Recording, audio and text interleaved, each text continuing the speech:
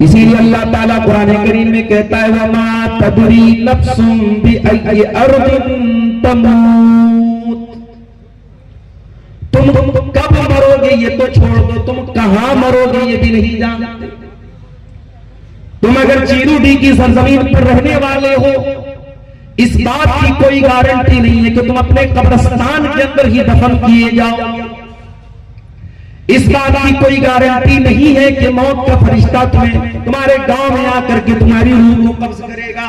वमा तदरी नफ्सुम बिअय्यि अर्दिन तमूत, कोई नहीं जानता कि वो कहां मरेगा। जमात अहले हदीस के बहुत बड़े आलिम और खतीब थे हमारे पड़ोसी मुल्क के अल्लामा एहसान इलाही ज़हीर, लाहौर में तकरीर कर रहे थे। दुश्मनों ने साजिश की और तकरीर के दौरान बम धमाका होता है, कई उलमा ऑन द स्पॉट शहीद हो जाते हैं। अल्लामा एहसान इलाही ज़हीर भी बहुत जख्मी होते हैं। सऊदी अरब की हुकूमत उनका इलाज करने के लिए रियाज में उनको बुलवाती है। रियाज के हॉस्पिटल में दौरान इलाज इंतकाल हो जाता है अल्लामा एहसान इलाही ज़हीर। और उसके बाद मदीना मुनव्वरा में अल्लाह के प्यारे हबीब मोहम्मद रसूलुल्लाह सल्लल्लाहु अलैहि वसल्लम की मस्जिद में आपका जनाजा पढ़ा जाता है और बकी के कब्रिस्तान में जहां हजारों सहाबे किराम दफन है वहां उस हस्ती को दफन किया गया। मेरे प्यारे साथियों, ये जिंदगी अल्लाह की अमानत है। इस जिंदगी को गुजारो तो ये सोच करके गुजारो कि जिंदगी कभी भी खत्म हो सकती है। जिंदगी इस हाल में खत्म ना हो कि हमें अल्लाह के शर से ना। अल्लाह के प्यारे नबी फरमाते हैं युहशरुल अब्दु अला मा माता अलैहि, बंदा जिस हाल में मरेगा उसी हाल में कयामत के दिन उठाया जाएगा। हज करने गया है, उम्रा करने गया है, एहराम की हालत में मरा है, लब्बैक कहते हुए मरा है, कल कयामत के दिन उठेगा। अल्लाह के नबी फरमाते हैं फयाती यौमुल क़ियामति मुलब्बियन, वो लब्बैक कहता हुआ कयामत के दिन आएगा। जो गाना सुनते हुए मरेगा, जो गंदी वीडियोस देखता हुआ मरेगा, जो किसी लड़की के साथ नामहरम के साथ चैटिंग करते हुए मरेगा, जो जिस हाल में मरेगा युहशरुल अब्दु अला मा माता अलैहि, अल्लाह के नबी फरमाते उसी हाल में उठाया जाएगा। अब ये हम और आप सोच लें मेरे प्यारे साथियों कि हमारा और आपका क्या हशर होने वाला है। यकीन मानिए बनारस जा के वापस आना आसान काम नहीं, और 2-3 हादसे मेरे साथ हो चुके हैं, खतरनाक किस्म के रोड एक्सीडेंट हो चुके हैं।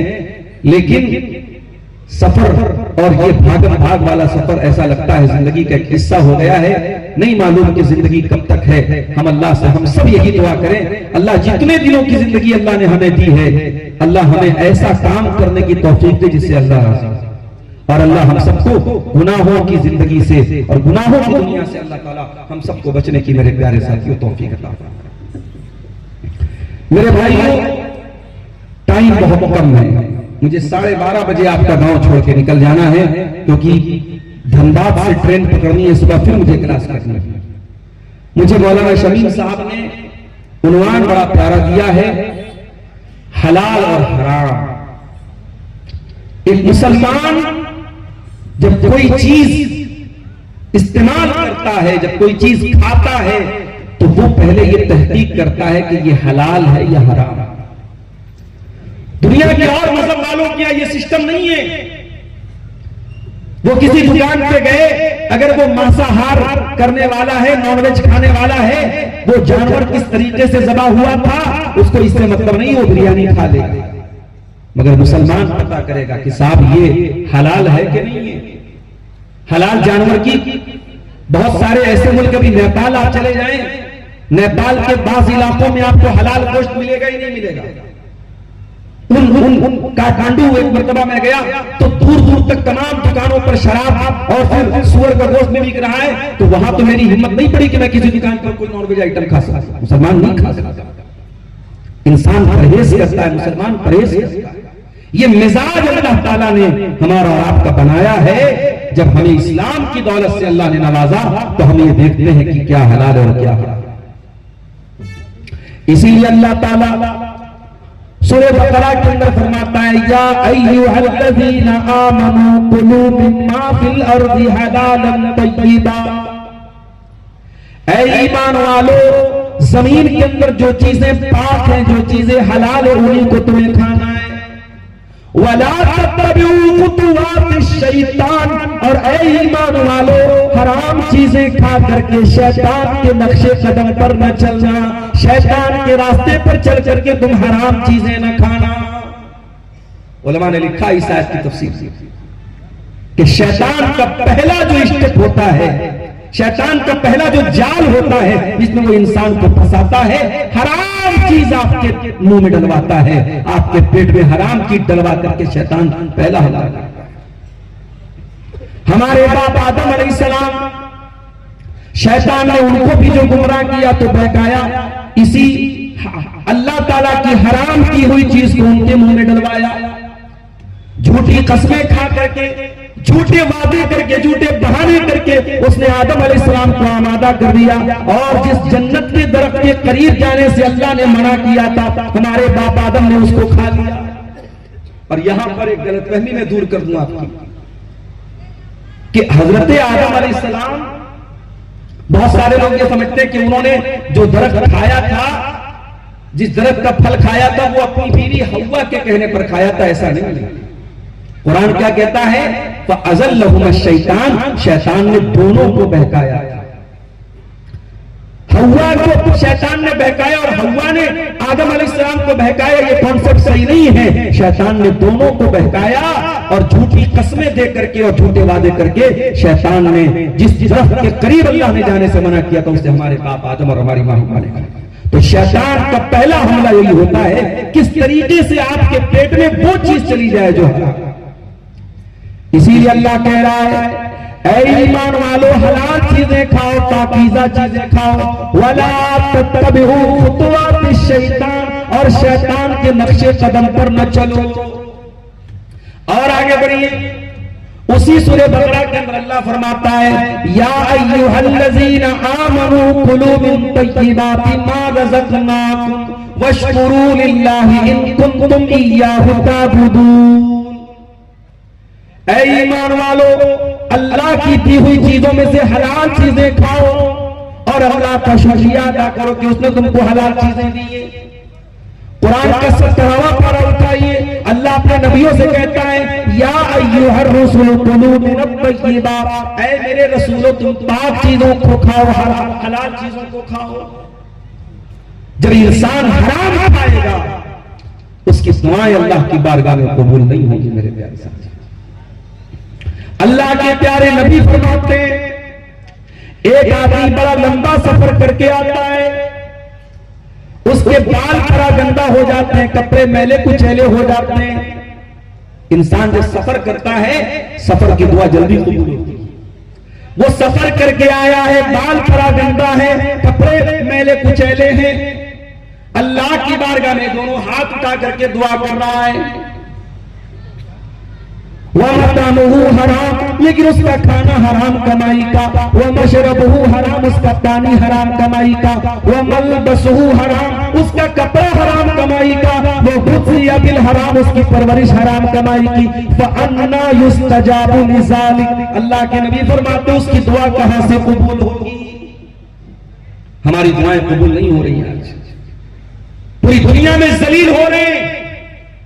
हिंदुस्तान से लेकर के सीरिया तक और इराक से लेकर के अफगानिस्तान तक और दुनिया के मुख्तलिफ खित्तों में अगर किसी की जान और माल सबसे ज्यादा गैर महफूज है तो हमारी और आपकी। और हम दिन रात दुआएं भी कर रहे हैं, ऐ अल्लाह हमारी जान और माल की हिफाजत कर। यहां से लेके हरम तक दुआ हो रही है। याद रखो मेरे भाइयों, अगर आपकी कमाई हलाल नहीं है, आपके पेट में जाने वाला अनाज का दाना अगर हलाल कमाई का नहीं है, तो हमारी और आपकी दुआएं कबूल नहीं हो सकती मेरे साथ। और यहां एक बात और भी नोट कर लीजिए, जिस नबी का हम कलमा पढ़ते हैं, जिस नबी से मोहब्बत करते हैं, उस नबी का एक काम ये भी था, वो नबी हमें बताने आए थे क्या हलाल और क्या हराम।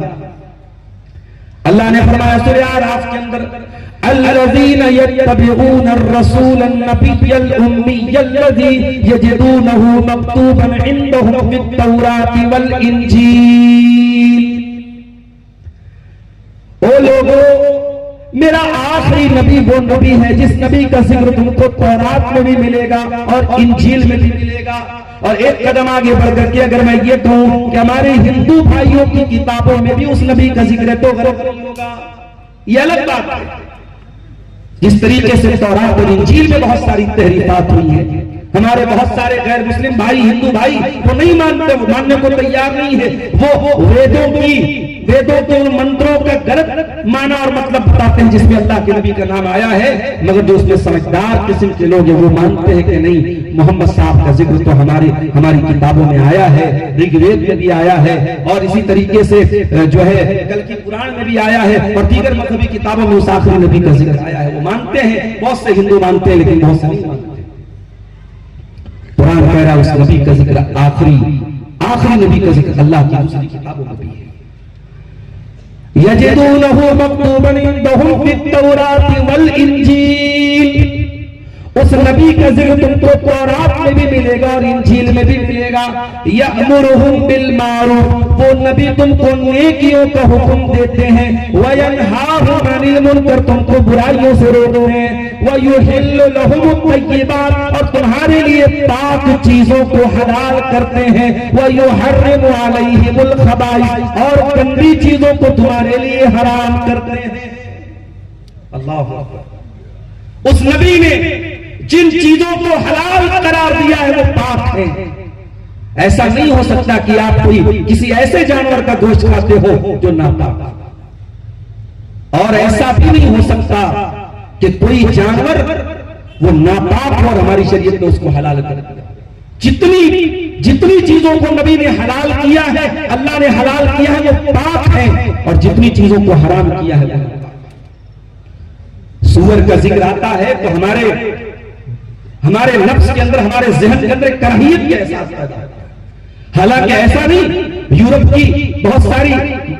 के बहुत सारे ममालिक में सूअर को बाकायदा उसका जो है उसको पाला जाता है और बड़े अच्छे तरीके से उसकी फार्मिंग होती है, वो गंदगी में नहीं रहता।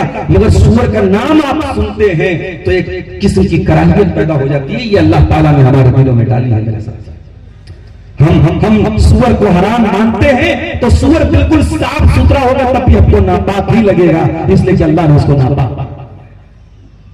वो नबी हमें बताने के लिए आए कि क्या हलाल है और क्या हराम।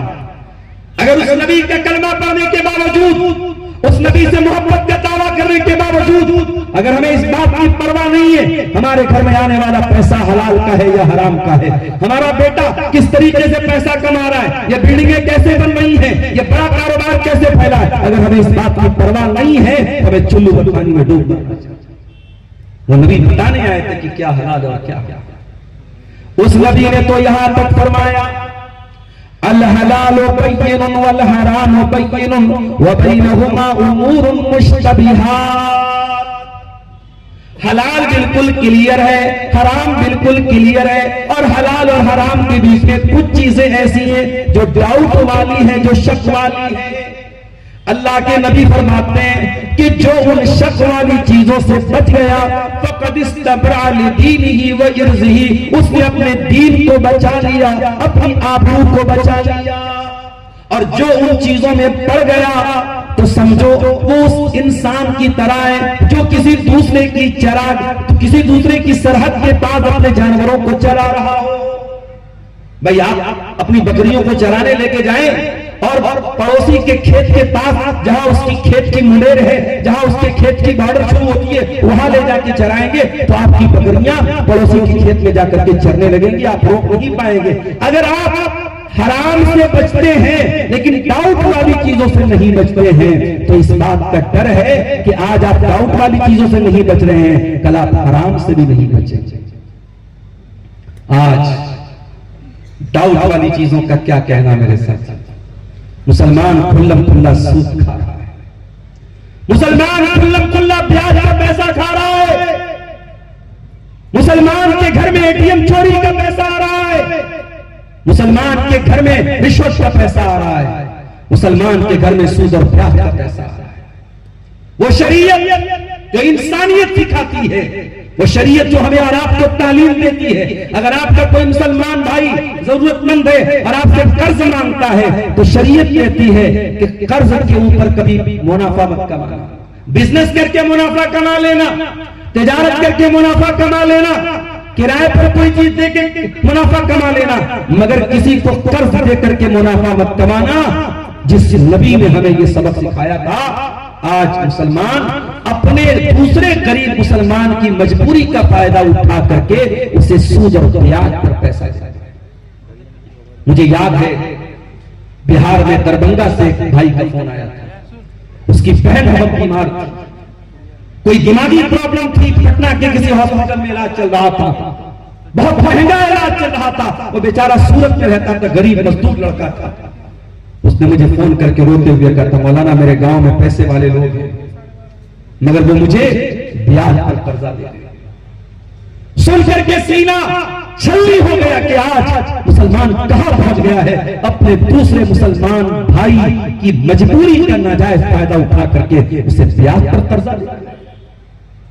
मेरे प्यारे साथियों, ये मुसीबतें हम पर ऐसे ही नहीं आ रही हैं। हमने नबी की सारी तालीमात को भुलाया है, हमने हलाल और हराम की तमीज को भुलाया है। सब ढाट पड़ा रह जाएगा जब लाद चलेगा बंजारा, न ये जमीन कब्र में तुम्हारे साथ जाएगी, न जायदाद तुम्हारे साथ जाएगी, न तिजोरी तुम्हारे साथ जाएगी, न बैंक बैलेंस तुम्हारे साथ जाएगा। जिस दिन तुम्हारी सांसों की डोर टूटेगी, दिल की धड़कन बंद होगी, सारा माल दूसरों का हो जाएगा, सारी जमीन दूसरों की हो जाएगी, सारी जायदाद पर दूसरे कब्जा कर लेंगे और तुम दो गज जमीन के नीचे दफन कर दिए जाओगे। मेरे प्यारे साथियों, ये हराम की जमीन, ये हराम का पैसा, ये हराम की दौलत कुछ भी अपने साथ लेकर के हम नहीं जाएंगे। किसके लिए अपनी आखिरत बर्बाद कर रहे हो? बहुत सारे लोग क्या करते हैं, हराम पैसे से प्रॉपर्टी बना रहे हैं। भाई उस प्रॉपर्टी में तुमको तो नहीं रहना है, तुम्हारी आने वाली नस्ल को रहना है। अपनी आने वाली नस्ल के लिए हराम की जमीन पर मकान बना रहे हो। इमाम बुखारी का नाम सुना है? ये सामने जो पब्लिक बैठी है, कोई बताए इमाम बुखारी का असल नाम क्या था? उलमा से नहीं पूछ रहा हूं, पब्लिक से पूछ रहा हूं। बहुत तकरीर सुनते हैं आप, कल डाबा क्या में भी बड़ी भीड़ है, आज चीरुडी में भी लोग बता रहे बहुत भीड़ है। तकरीर सुनते हैं तो कुछ जनरल नॉलेज भी आपके पास होनी चाहिए। इमाम बुखारी का असल नाम कोई बताए? बोलो। इमाम बुखारी रहमतुल्लाह अलैह। इमाम बुखारी रहमतुल्लाह अलैह, अच्छा ये असल नाम था। और कोई? इमाम बुखारी का असल नाम था मोहम्मद बिन इस्माइल, उनका असल नाम था मोहम्मद, उनके वालिद का नाम था इस्माइल। अब गौर से सुनिएगा, इमाम बुखारी के वालिद इस्माइल बीमार हो गए, इंतकाल का टाइम करीब आ गया। उस दौर के एक बहुत बड़े आलिम जिनका नाम अहमद बिन हफ्स था, वो इमाम बुखारी के बाप से मिलने के लिए गए। अभी इमाम बुखारी तो बच्चे थे, अभी तो कोई उनको जानता भी नहीं था। उनके बाप भी उस जमाने के आलिम थे। उनका इंतकाल का टाइम आया, दूसरे आलिम मिलने के लिए आए। तो इमाम बुखारी के बाप क्या कहते हैं? कहते हैं कि ऐ अहमद, अल्लाह की कसम, मेरे घर में अगर एक दिरहम भी आया है तो मुझे मालूम है कि वो एक दिरहम कहां से आया है। कभी हराम का एक दिरहम भी अपने घर में मैंने आने नहीं दिया, हराम का एक पैसा मैंने अपने घर में आने नहीं दिया। इमाम अहमद इब्न हफ्स कहते हैं, इमाम बुखारी के बाप ने ये कह करके दुनिया से चले गए। बाप ने मुझे एहसास हुआ कि जब बाप नेक हो, जब बाप दीनदार हो, तब उसकी नस्लों पर उसका असर पड़ता है। और फिर उन्होंने कुरान की आयत पढ़ी, वकाना अबूहुमा सालिहा। सूरह कहफ में अल्लाह ने वाकया बयान किया कि 2 यतीम बच्चों का मकान गिर रहा था, उनके मकान की दीवार गिर रही थी और उस दौर के एक पैगंबर जिनका नाम हज़रत खज़िर था, उन्होंने उनकी दीवार को ठीक कर दिया, उनकी दीवार को सीधा कर दिया। और जब मूसा अलैहिस्सलाम ने पूछा कि आपने दीवार को क्यों सीधा कर दिया, तो उन्होंने कहा कि ऐ मूसा वो दीवार तो यतीम बच्चों के मकान की दीवार थी और दीवार के नीचे उनके बाप ने खजाना छुपाया था, अगर दीवार गिर जाती खजाना गांव वाले लूट लेते। अल्लाह ने मुझे हुक्म दिया कि वो यतीम बच्चे हैं, उनका खजाना लूट न जाए, उनका खजाना बर्बाद न हो जाए, इसलिए मैंने दीवार को ठीक कर दिया। और मैंने क्यों ठीक किया? वकान अबूहुमा सालिहा, क्योंकि उनका बाप नेक था। अगर हमारा आप नेक होंगे, अल्लाह की कसम अल्लाह ताला हमारी औलादों को ज़ाया न करेगा। मेरे प्यारे साथियों, अगर बाप इब्राहिम के जैसा हो तो इस्माइल प्यासा नहीं मर सकता, अगर शौहर इब्राहिम के जैसा हो तो हाजरा भूखी प्यासी नहीं मर सकती। गौर करो, इब्राहिम अलैहिस्सलाम अपने दूध पीते बच्चे इस्माइल को और अपनी बीवी हाजरा को जब मक्का की ब्याह हो गया सरजमीन पे छोड़ के जा रहे थे, वहां कोई क्लॉक टावर तो नहीं था, वहां बड़े बड़े होटल तो नहीं थे, वहां ज़मज़म का कुआं तो नहीं था, वहां ना अनाज था, ना दाना था, ना पानी था, वहां अनाज का एक दाना नहीं था, वहां कोई आबादी नहीं, कोई बस्ती नहीं। कल मैं यहां से जब ड्राइवर के साथ पटना जाने लगा, देवघर के आगे एक जगह पड़ती है, एक जंगल पड़ता है, चकारी का जंगल, चकारी नाम है ना शायद, चकारी का जंगल। ड्राइवर हमारा कहने लगा, मौलाना साहब, शेख साहब, मेरी तो जान सूख रही है, 10-15 किलोमीटर का पूरा जंगल है, एकदम सन्नाटा। तो वो जो मक्का की सरजमीन थी वो बिल्कुल जंगल कह लीजिए, सहरा, दूर दूर तक कोई आबादी नहीं। और वहां अल्लाह के हुक्म पर अपने बच्चे इस्माइल को और अपनी बीवी हाजरा को इब्राहिम छोड़ के जाने लगे। हाजरा सवाल करती है कि ऐ मेरे सरताज, इला मन तत्रुकुना, किसके सहारे छोड़ के जा रहे हैं? इब्राहिम ने कोई जवाब नहीं दिया। फिर पूछा, अल्लाहु अमरका बिहाजा, ऐ मेरे सरताज, कहीं अल्लाह का हुक्म तो नहीं है, कहीं अल्लाह का ऑर्डर तो नहीं है? इब्राहिम ने सर झुकाया, हाँ अल्लाह का हुक्म यही है। ऐ मेरी फरमाबरदार बीवी, अल्लाह का हुक्म यही है कि मैं तुझे और अपने दूध पीते बच्चे को इससे आप हो गया सरजमीन में छोड़ के चला जाऊं। ओ मेरी प्यारी माँ बहनों, तुम्हें हाजरा की जिंदगी को भी समझने की जरूरत है। लोग कहते हैं कि औरतें बड़ी कमजोर होती हैं, औरतें बड़ी जज्बाती होती हैं, औरतें बहुत जल्दी पिघल जाती हैं। मैं कहता हूं कि औरत अगर ईमान वाली बन जाए तो हाजरा जैसी बन सकती है, औरत ईमान वाली बन जाए तो मरियम के जैसी बन सकती है, पहाड़ के जैसी मजबूत बन सकती है। जब हाजरा ने ये सुना कि ये अल्लाह का हुक्म है, कहा कि ऐ मेरे सरताज, बड़े शौक से चले जाइए, अल्लाह हमें बर्बाद नहीं करेगा। अल्लाह हमें बर्बाद नहीं करेगा। इब्राहिम थोड़ी दूर आगे बढ़े, बीवी नजर आना बंद हो गई, बच्चा नजर आना बंद हो गया। जब बीवी बच्चा नजरों से ओझल हो गए, इब्राहिम अल्लाह की बारगाह में हाथ उठाते और कहते हैं, रब्बना इन्नी अस्कनतु मिन ज़ुर्रियती बिवादिन गैरि ज़ी ज़र्इन इंद बैतिकल मुहर्रम रब्बना लियुक़ीमुस्सलाह फजअल अफ़इदतम मिनन नासि तहवी इलैहिम वरज़ुक़हुम मिनत-तमराति लअल्लहुम यशकुरून। ऐ अल्लाह, तेरे हुक्म पर अपनी बीवी को छोड़ के जा रहा हूं, अपने दूध पीते बच्चे को छोड़ के जा रहा हूं। ऐ अल्लाह, मेरी आने वाली नस्लों को तौफीक दे, वो यहाँ नमाज कायम करे। आपको कभी फिक्र हुई कि आपका बच्चा नमाज पढ़ता है क्या? अभी ट्रेन में 2 गैर मुस्लिम लड़का लड़की आपस में बात कर रहे थे, तो ऐसे ही बात निकल गई कि आजकल तो लड़के लड़की मोहब्बत के नाम पे क्या क्या करे, तो वो लड़की बड़ी काम की बात बोली, पता नहीं वो भाई बहन थे या शौहर बीवी थे, जो भी थे, लड़की बोली कि आज के दौर में बच्चियों की परवरिश करना है तो अपना सब कुछ निछावर करना पड़ेगा।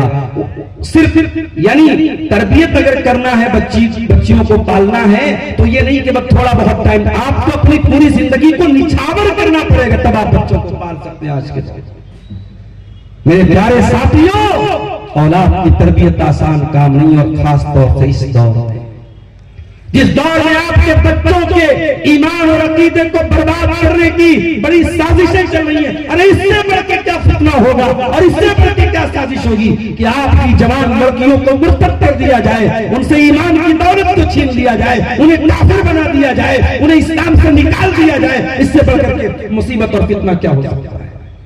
अगर अल्लाह ने आपको बेटियों का बाप बनाया है, अगर आप बेटियों की माँ हैं, बेटियों के बाप हैं, तो दिल पर हाथ रखना और अल्लाह क्या ये सोच करके जाना, अल्लाह पूछेगा। बहुत बड़ी अमानत तेरे हवाले की गई है, तेरे कंधे पर बहुत बड़ी जिम्मेदारी डाली गई है। ये ज़िना का दौर है, ये बदकारी का दौर है, ये बेहयाई का दौर है, ये नाजायज रिश्तों का दौर है। अपनी बेटियों को इन तमाम गंदगियों से बचाना भी है मेरे प्यारे साथियों। इब्राहिम को फिक्र है अपने बच्चों के नमाज, कहा अल्लाह मेरे बच्चों को यहां नमाज कायम करने की तौफीक देना। ऐ इब्राहिम, तेरी दुआ में कितनी बरकत थी, तेरी दुआ में कितना असर था। हजारों साल पहले तूने दुआ की थी, हजारों साल गुजर गए, आज 2025 आ गया। आज इब्राहिम अलैहिस्सलाम को गए हुए 4000 साल से ज्यादा हो गया। आज भी खाने काबा के पास 24 आवर नमाज पढ़ी जाती है, 24 आवर उसका तवाफ होता है, 24 घंटे वहां अल्लाह का नाम लिया जाता है। और क्या कहा, ऐ अल्लाह इस जगह की मोहब्बत तो लोगों के दिल में डाल दे, इस जगह की मोहब्बत तो लोगों के दिलों में डाल दे। उम्रा करने पर लाख लाख रुपये खर्च होते हैं, हज करने पर 4.5-5 लाख रुपये खर्च होते हैं। गरीब आदमी के लिए 5 लाख बहुत बड़ी रकम है, गरीब आदमी के लिए 1 लाख बहुत बड़ी रकम है। मगर किसी गरीब मुसलमान के दिल से भी पूछो कि तेरा मक्का जाने का दिल करता है कि नहीं, तेरा खाने काबा का तवाफ करने का दिल करता है। वो गरीब है, रहने को ढंग का मकान नहीं, खाने को ढंग की ग़िज़ा नहीं, मगर उसका दिल भी मचलता है उस घर में जाने के लिए। मेरे प्यारे साथियों, ये इब्राहिम की दुआ की बरकत है, ये अल्लाह के खलील की दुआ की बरकत है। उन्होंने दुआ की थी, फजल अफ़ीदतम मिनन नास तहवी इलैहि, ऐ अल्लाह लोगों के दिल में इस जगह की मोहब्बत डाल दे। मेरे प्यारे साथियों, अगर चाहते हो हमारी दुआओं में असर पैदा हो तो हमें अपनी कमाई को हलाल करना पड़ेगा। मेरे नौजवानों, मैं जानता हूं 2 नंबर से पैसा कमाने के बड़े तरीके मार्केट में चल रहे हैं। 2 नंबर से पैसा कमा करके बहुत जल्दी करोड़पति भी बन सकते हो। नहीं चाहिए ऐसी करोड़ों की दौलत, नहीं चाहिए ऐसी करोड़ों की दौलत। ऐसी दौलत को ठोकर मार दो, कम खाओ, कम में गुजारा कर लो, लेकिन अपने घर में हराम कमाई मत आने दो। प्यारे नबी ने फरमाया, याती अलन्नासी ज़मानुन ला युबाली मरउ मिन ऐन अखज़ल माल। एक वो दौर लोगों पर आएगा जब इंसान परवाह नहीं करेगा कि माल कैसे कमा रहा है, हलाल तरीके से कमा रहा है या हराम तरीके से कमा रहा है। सूद को देख लीजिए आप, इतना बड़ा गुनाह है ये सूद खाना, ब्याज खाना। अल्लाह के नबी ने सिर्फ ब्याज खाने वाले पर लानत नहीं की, लान अल्लाहु आकिल रिबा व मुकिलहु व कातिबहु व शाहिदैहि व कालहुम सवा। आपने फरमाया सूद खाने वाले पर, सूद खिलाने वाले पर, सूद लिखने वाले पर और सूद की गवाही देने वाले सब पर अल्लाह की लानत। और आपने कहा सब बराबर है। इतना बड़ा गुनाह है सूद खाना, ब्याज खाना कि अल्लाह ने कुरान में कहा,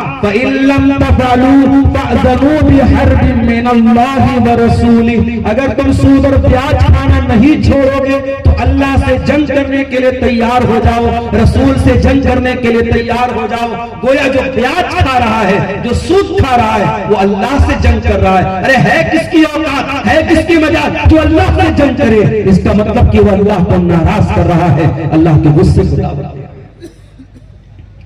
अल्लाह के प्यारे नबी फरमाते हैं, इज्तनिबुस सबअल मूबिकात, 7 हलाक कर देने वाले गुनाहों से बचो।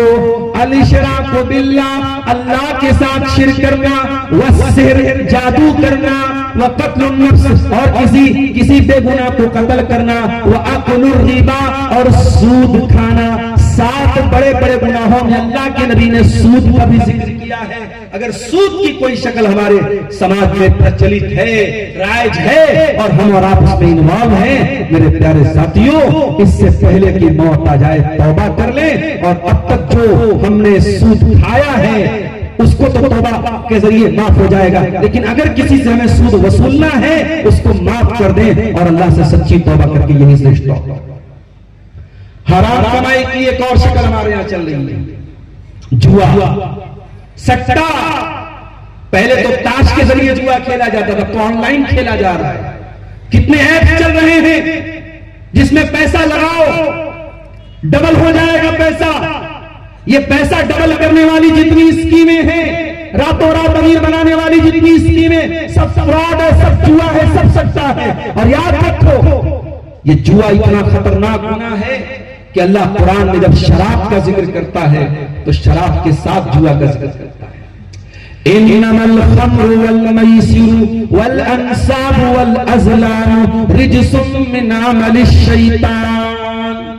ऐ ईमान वालों, शराब, जुआ और किस्मत का हाल मालूम करने के लिए जो फांसे फेंके जाते हैं, जो तीर चलाए जाते हैं और गैरुल्लाह के आस्ताने, ये सब गंदे काम है, शैतान के काम है। फजतनिबूहु, से बचो।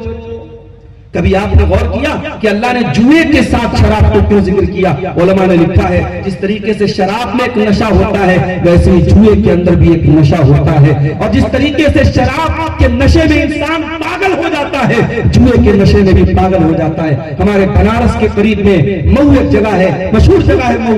मऊ के अंदर कई लड़कों ने ये सट्टेबाजी के चक्कर में और यही जुएबाजी के चक्कर में अपनी जान तक दे दी और हमारे घर का सारा माल उन्होंने बर्बाद कर दिया, अपने घर की कीमती चीजों को बेच दिया।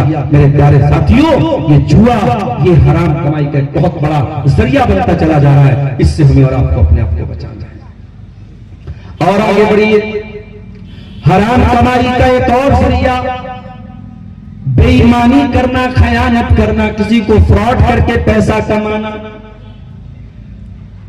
नबी अकरम जंग खैबर का मौका है, जंग खत्म हो गई, शहीदों की लाशें लाई जा रही है। साहबा कह रहे ये अल्लाह की राह में शहीद किया गया, ये अल्लाह की राह में शहीद किया गया।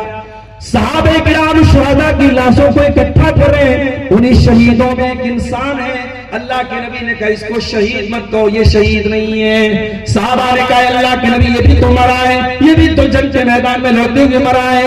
आपने फरमाया कि ऐ मेरे सहाबा, इसने माले गनीमत में से एक चादर चुराई थी, उस चादर की वजह से ये जहन्नम की आग में मैं इसको जलता हुआ देख रहा हूं। एक खयानत की थी उसने, बेईमानी और फ्रॉड करके उसने माले गनीमत में से चादर ली थी। अल्लाह के नबी ने फरमाया उस चादर की वजह से उसको जहन्नम की आग में जलता हुआ देख रहा। जो खयानत करेगा, जो फ्रॉड करेगा, जो बेईमानी करेगा, कल कयामत के दिन उसको लेकर के आएगा।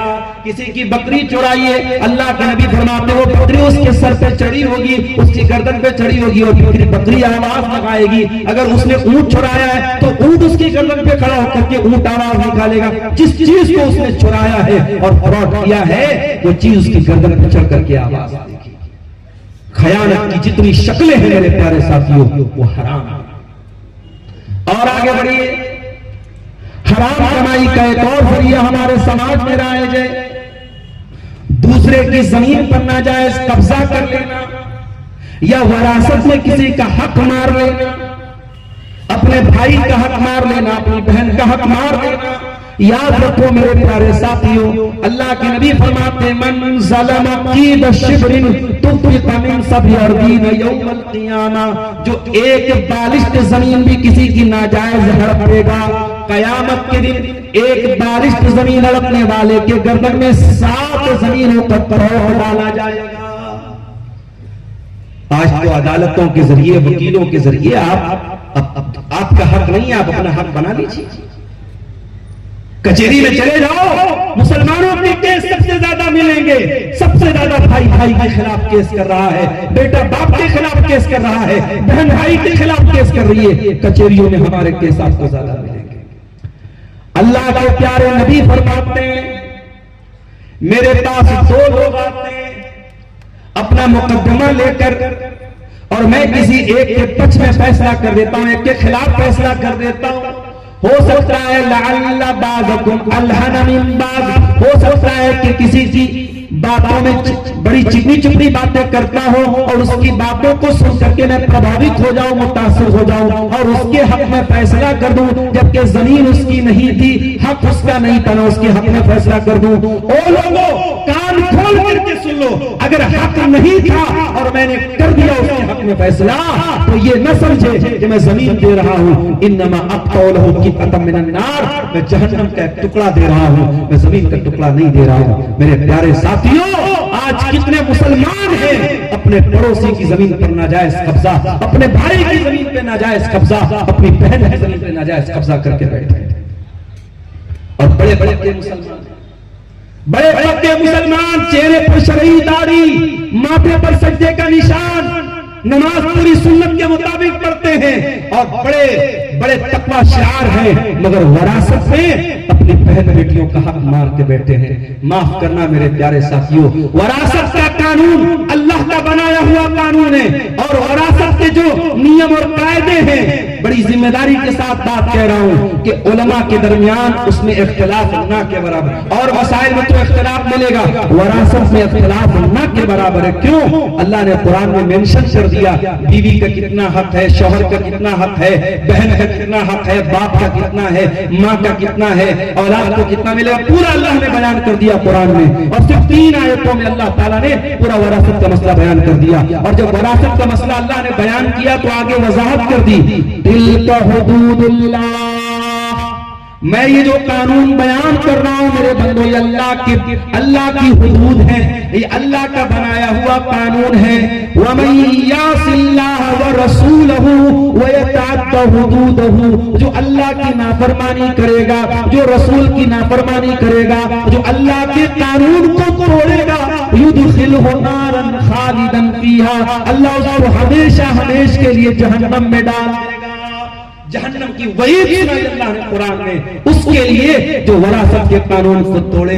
मेरे भाइयों, माफ करना, बड़ी जिम्मेदारी के साथ बात कर रहा हूं। हम नमाजों में मसला पूछते हैं, मौलवी साहब इमाम के पीछे सूरह फातिहा पढ़नी है कि नहीं पढ़नी है, असर में कैसे नमाज पढ़नी है, जोहर में कैसे पढ़नी है, सुन्नत कैसे पढ़नी है, नफिल कैसे पढ़नी है, हम नमाजों के मसले पूछते हैं। हम ये क्यों नहीं पूछते कि मौलवी साहब हमारे बाप की वरासत में हमारी बहन का कितना हक है, हमारी वरासत में हमारी बेटी का कितना हक है, क्यों हमने अपनी बेटी और अपनी बहनों को इससे महरूम कर दिया। और जब हम इस मसले पर गौर करते हैं तो हम इस नतीजे पर पहुंचते हैं कि समाज में जहेज नाम की जो एक रस्म है, इस रस्म की वजह से भी बेटियों को वरासत में हिस्सा न देने का रिवाज है। अगर ये जहेज न होगा और ये जहेज की गंदी रस्म न होती तो बहुत सारे इलाके हिंदुस्तान में, बहुत सारे ऐसे इलाके भी हैं जहां लोग अपनी बेटियों को, अपनी बहनों को वरासत में उनका हक देते हैं, वहां जहेज जैसी कोई रस्म नहीं है। हमें यह मानना पड़ेगा, प्रैक्टिकली जमीनी हकीकत यह है कि वरासत के कानून के ऊपर अमल न करने के सिलसिले में बहुत बड़ी रुकावट ये जहेज नाम की रस्म है। और हराम तरीके से पैसा कमाने की एक शक्ल ये भी है कि आप जब बिजनेस करें, कारोबार करें, तो कारोबार में आप बेईमानी करें, फ्रॉड करें, मिलावट करें, नाप तौल में कमी करें। इस तरीके से पैसा तो आप कमा लेंगे मगर बरकत खत्म हो जाएगी। अल्लाह के प्यारे नबी फरमाते हैं, अल बय्यान बिल खियारी मा लम यतफर्रका फइन सदका व बय्यना बुरिक लहुमा फी बैहिमा।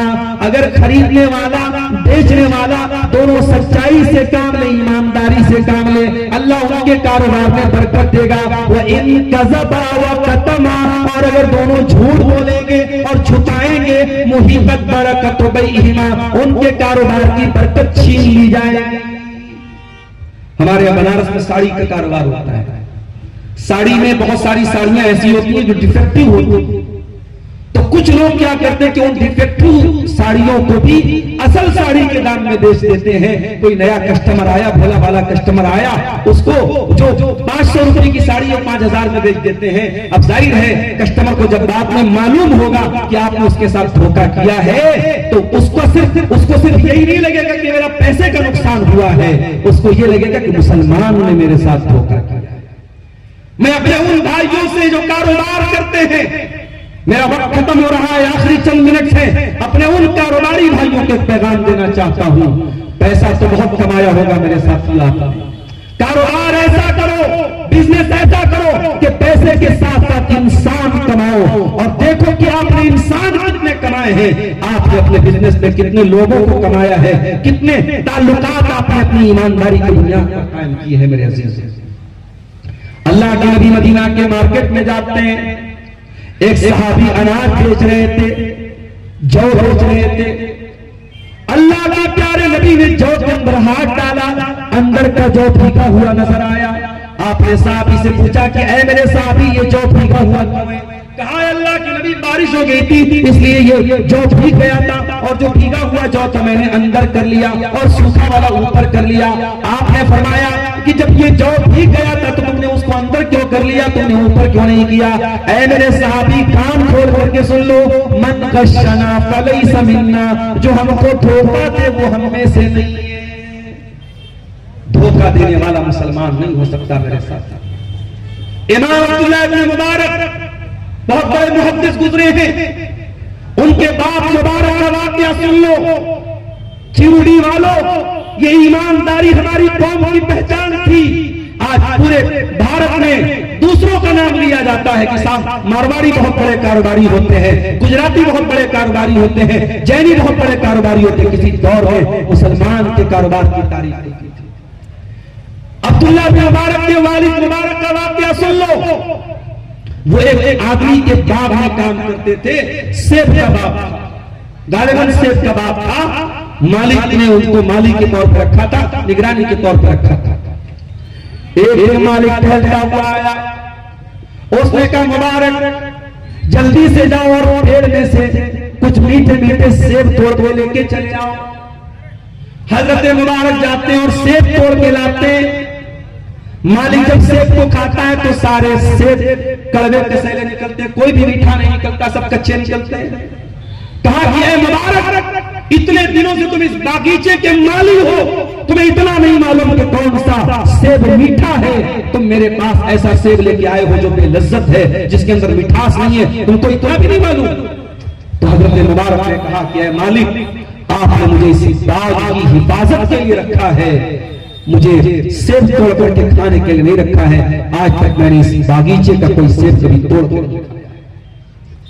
हजरत मुबारक की इस ईमानदारी से मुतासिर होकर उस मालिक ने सोचा, इतना ईमानदार इंसान आज के दौर में नहीं मिलेगा। अपनी लड़की की शादी उससे करते हैं और फिर उन्हीं हजरत मुबारक की औलाद पैदा होती है, जिनको अब्दुल्लाह मुबारक के नाम से लोग जानते हैं। मेरे प्यारे साथियों, बहुत बड़े मुहद्दिस और बहुत बड़े इमाम अपने दौर के गुजरते हैं। इमाम अबू हनीफा रहमतुल्लाह अलैह अपने दौर के बहुत बड़े इमाम, उन्होंने किसी को कर्जा दिया, और जिसको कर्जा दिया था उसके घर जब कर्जा लेने के लिए गए, गर्मी का मौसम था, दरवाजा खटखटा रहे हैं, वो आदमी दरवाजे पर आता है, देखता है धूप निकली हुई है, गर्मी का मौसम है, और इमाम अबू हनीफा मेरे दरवाजे पर खड़े हैं। उसने कहा इमाम साहब मेरे घर के अंदर चले आइए, आराम से पेड़ की छांव में बैठ जाइए और ठंडा ठंडा पानी पी लीजिए, खजूर खा लीजिए। आपका जो पैसा मैंने लिया है, जो कर्जा मैंने लिया है, मैं वो कर्जा आपको दे दूंगा, लेकिन आप अंदर तो आ जाइए, धूप में न खड़े रहिए। बड़े गौर से सुनना मेरे भाइयों, एहतियात देखो हमारे असलाफ की, एहतियात देखो हमारे उम्मा की। इमाम अबू हनीफा कहते हैं कि ऐ मेरे भाई, अगर मैंने तुझको कर्जा न दिया होता तो मैं मेहमान बन करके तेरे घर में आ जाता, लेकिन चूंकि मैंने तुझको कर्जा दिया है तो मुझे इस बात का डर है कि कहीं मैं तेरे घर के पेड़ की छांव में अगर आराम करूंगा, तेरे घर का ठंडा पानी पीऊंगा, तेरी खजूरों को खाऊंगा, तो मुझे इस बात का डर है कि कहीं वो उस कर्जे पर प्रॉफिट न मान लिया जाए, कहीं उस कर्जे का मुनाफा न मान लिया जाए, कहीं अल्लाह ताला का सूद न लिख दिया जाए। इसलिए मैं आज आपके पास आना कर्जा लेने के लिए आया हूं, मैं आपके पेड़ की छांव के नीचे आराम भी नहीं कर सकता। ये एहतियात हमारे असलाफ करते थे। मेरे अजीजों, जब आपके पेट में एहतियात करेंगे आपके हमारे पेट में। अल्लाह के नबी फरमाते, बुखारी की रिवायत है, इन्ना अव्वल मा युंतनु मिनल इंसानी बत्नुहु, इंसान के बदन में सबसे पहले अगर कोई चीज नापाक होती है उसका पेट नापाक होता है। सबसे पहले पेट बदबूदार होता है, सबसे पहले पेट में गंदी चीजें जाती हैं जो इंसान के अखलाक पर असर डालती हैं। इसलिए अल्लाह के नबी ने फरमाया कि हलाल और पाकीज़ा चीजों को खाओ।